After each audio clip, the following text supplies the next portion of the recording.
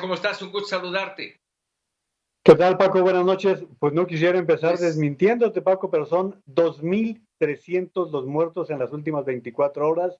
Es el así. mayor número de muertos para un país en todo el mundo. Estamos hablando de la principal potencia, por lo que hablabas con la entrevistada hace un momento. Quien no la cree, pues piénselo. Hoy nada más en Estados Unidos dejaron de existir 2.300 personas a causa del COVID-19, Paco.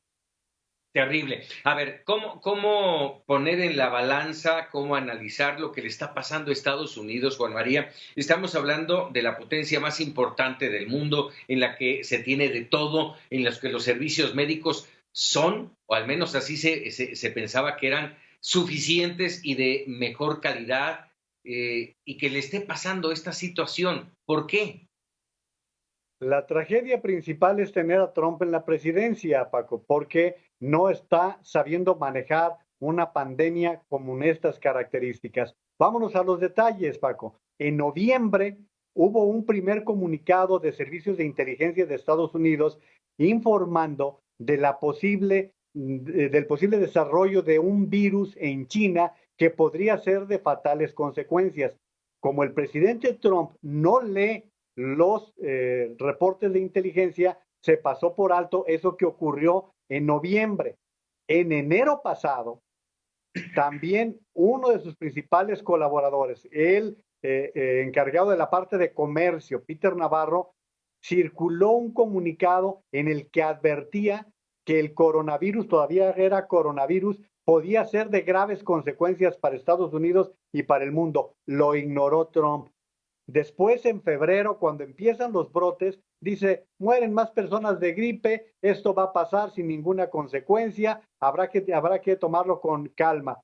Y de pronto se le vienen todos los problemas a Estados Unidos por la gran cercanía que tiene con China, con Europa, y como es un destino que tiene tantas repercusiones, ¿dónde es el punto neurálgico, Paco? Nueva York. Nueva York Nueva York. precisamente por ese tipo de relación de vinculación que tiene con todo el mundo, la urbe de hierro. Tú comparas 40 millones de habitantes en California contra 20 millones en el estado de Nueva York y es diametralmente diferente el número de casos de contagio y de muertos. Entonces, Trump, ante toda esta situación, ha sido señalado de haber sido, primero, omiso, de haber sido descuidado, de haber estado desarrollando mal. Y cómo esto se le ha venido achacando al presidente y no le han salido bien las cosas con miras a la reelección del 3 de noviembre, empezó a atacar a China y luego a la Organización Mundial perdón, Ya la a la salud. OMS, la Organización Uh Mundial de -huh. la Salud, de que estaba favoreciendo a China con la información como si eso fuera importante en este momento. Esto desde la semana pasada empezó a amenazar con retirar los fondos. ¿Qué es lo que sucede, Paco? Sucede simplemente que esta semana salió una encuesta en la cual Trump aparece con 13 puntos de desventaja contra Joe Biden, quien por si fuera poco recibe el espaldarazo de Sanders Barack para Obama. retirarse, así para la contienda, y hoy del presidente Obama que el propio Trump había dicho ni Obama apoya a Biden. Entonces ya te hice toda una relación, Paco, de cosas que van vinculadas y que nos llevan al epicentro, que es el señor Donald Trump, como el causante de muchas cosas que están pasando en Estados Unidos. Oye, ya nada más te faltó rematar, cuando veas las barbas de tu vecino cortar, pon las tuyas a remojar. Bueno, pues te diría, Paco, que hace 2, 3 semanas el Washington Post hizo un balance de quiénes fueron los 3 presidentes que de peor manera gestionaron la crisis del COVID-19. Y los 3 son Jair Bolsonaro, Donald Trump y el presidente López Obrador. Paco, yo te pregunto, con la situación que ayer se anuncia la mayor salida de inversiones extranjeras que tenían bonos del gobierno de México. Se anuncia el UBS, Banco de Suiza, que México podría tener una contracción del 7%. El FMI, el Fondo Monetario Internacional, dice que México podría tener una contracción del 6.6%. Y el presidente habla del Chicharito, de Thalía y de Eugenio Derbez. Ahí se la dejamos a nuestra audiencia, Paco.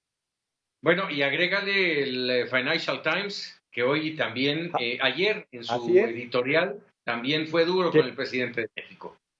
pocas veces el Financial Times hace ese tipo de editoriales vinculados con un país y lo que dice es una tragedia la economía de México en 2020. Así lo califica uno de los periódicos más importantes en materia de economía y finanzas en el mundo. Y Así es. esto por la falta de un programa, Paco. Simplemente no son críticas ideológicas, no, es simplemente están diciendo México carece de un programa económico y financiero para enfrentar una crisis sanitaria que se está presentando y que va a derivar en desempleo y en una crisis que va a ser difícil de manejar para la nación, Paco.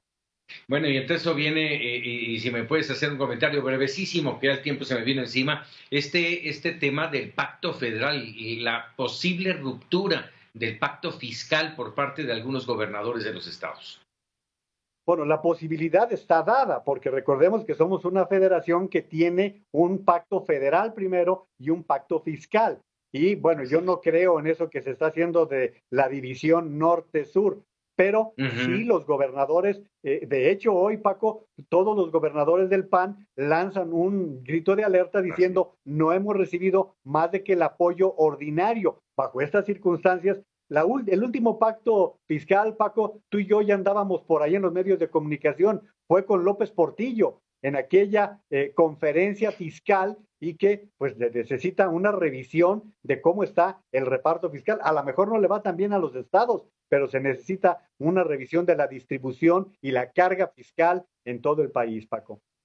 Ya le entraremos al tema más adelante. Juan María, como siempre, agradecido de este comentario. Con mucho gusto, Paco, un saludo para toda la audiencia. Muchísimas gracias. Juan María Naveja, analista internacional y 31. Vámonos ahora porque vamos a revisar los números justamente del COVID-19 en las últimas 24 horas. Este martes, de acuerdo con el último reporte de la OMS, los nuevos casos de contagio que se reportan de manera diaria en China registraron una ligera baja, se ubicaron en 99, mientras que en el resto del mundo la distribución es la siguiente: Europa 29.923 nuevos casos, América 34.244, África 528 y la zona del Mediterráneo, bueno, pues tiene ahí 928 casos nuevos de COVID-19. De tal manera que con estos datos los números se actualizan. La OMS reporta más de 1.950.000 casos de personas infectadas por COVID-19 y poco más de 121.000 defunciones.